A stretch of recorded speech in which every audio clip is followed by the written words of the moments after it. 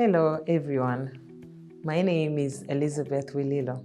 I am the head of legal for Bank of Kenya, based in Nairobi, Kenya, but I am a Tanzanian. I have been with Bank of Kenya for the past 2 years. Now, how it all began, I graduated from the University of Dar es Salaam in the year 2003, and I am an advocate, notary public, and commissioner for oaths. I joined the Legal and Human Rights Center just after graduation, and I did work with them for a short while before I joined a global logistics company called Nagel in 2004. I worked for Nagel as the customer service executive for 2.5 years. You will note I said customer service executive and not lawyer.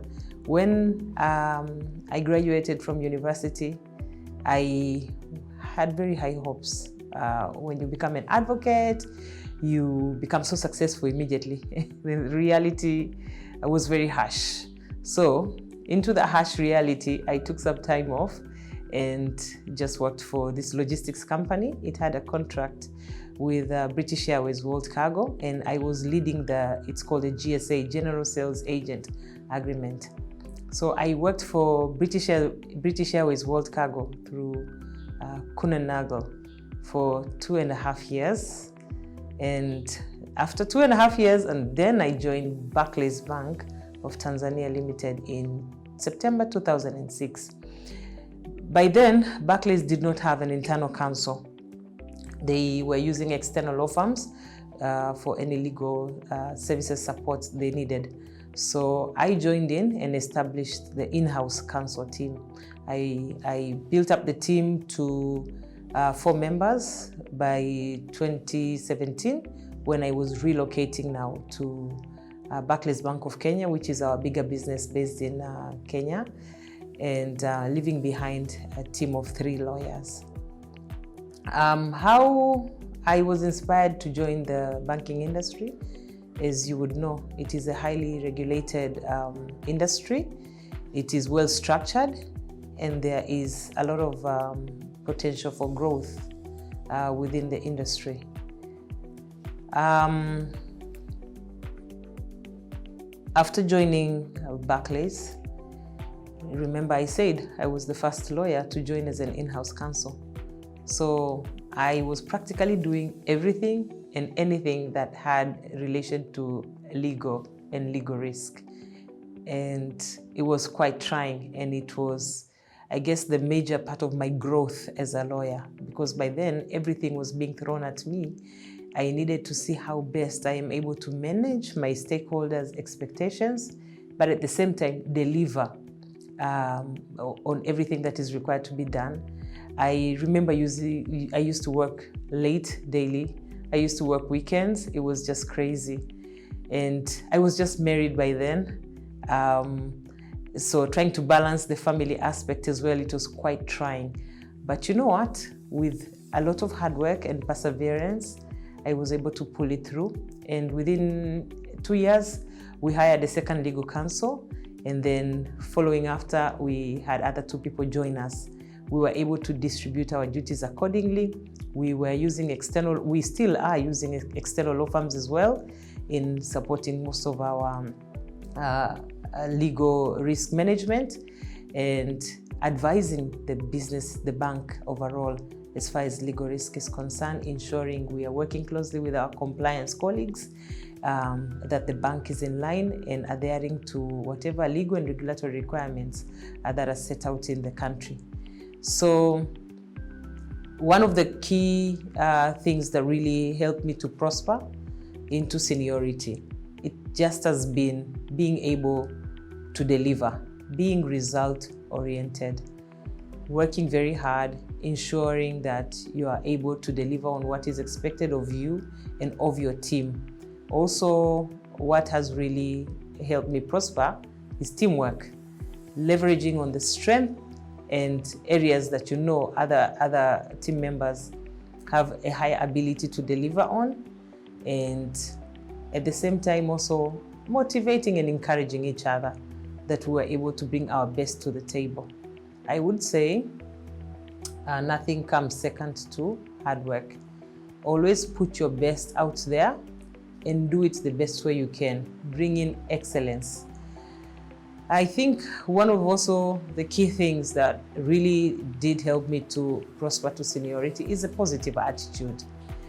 Positive attitude in a sense that you listen to what others have to say. You do not have to be stuck in your ways. So be objective. And where there's a lesson, pick up the lesson. Where you are wrong, admit you are wrong. And most importantly, take ownership. Take ownership. It is so easy to blame someone else. It is so easy to point fingers at someone. But if you take ownership, I tell you, of everything that you're doing, you are also going somewhere. So I rose to the level of senior management. We call it the Country Management Leadership Committee in Tanzania. I have worked with 3 different MDs during my time in Barclays in Tanzania. And I must say, they have been people behind my success as well. They have always encouraged me and given me opportunities. So my colleagues, together with my leaders, they have supported me, given me opportunities to grow into the next level of leadership. At the same time, I have held on to my team, also helped them develop and grow. So we have been growing together.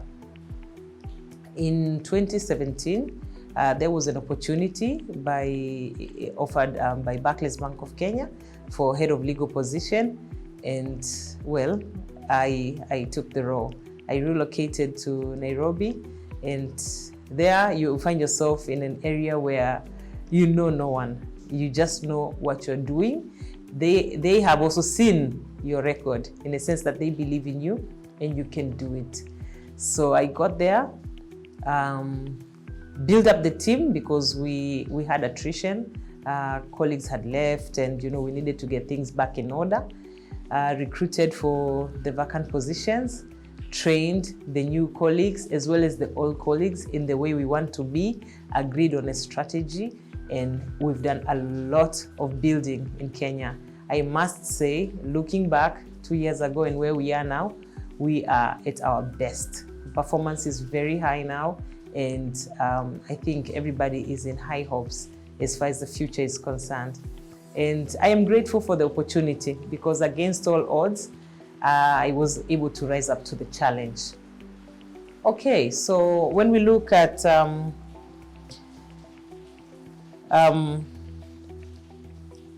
barriers or challenges that would affect female leaders. So I look at myself and I see all the opportunities I have been given. I see what has been available to develop me.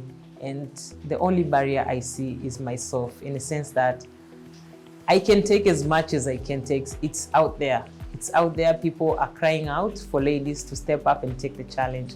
But you would find that we are the ones who are sitting back and relaxing and feeling sorry for ourselves that I have too many things. What will happen to my family? What will happen to this and that? Remember, we also maintain a social lifestyle, my friends and everything else. I will have to compromise. And you pass on very, very good development challenges.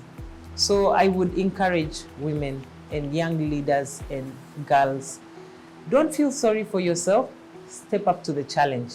Just step out there. Don't worry about everything else. Everyone will be aligned to what you actually are headed towards now in your future.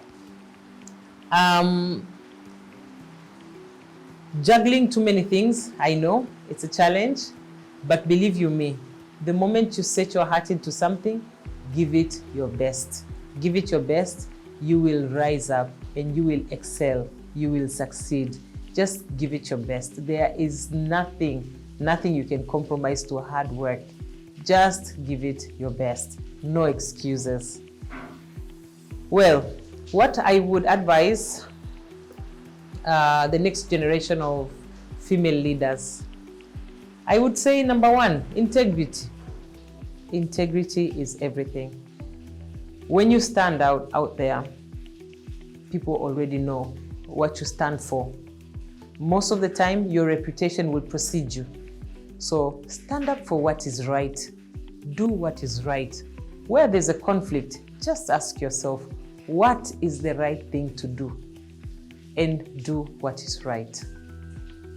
I would also highly encourage the next generation of female leaders to take care of people around them. So give people a chance. Be your sister's keeper.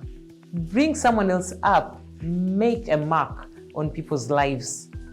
Just do it passionately, not expecting anything in return. Just do good. I like the saying that says there is never a bad time to do a good thing. And also there is never a good time to do a bad thing.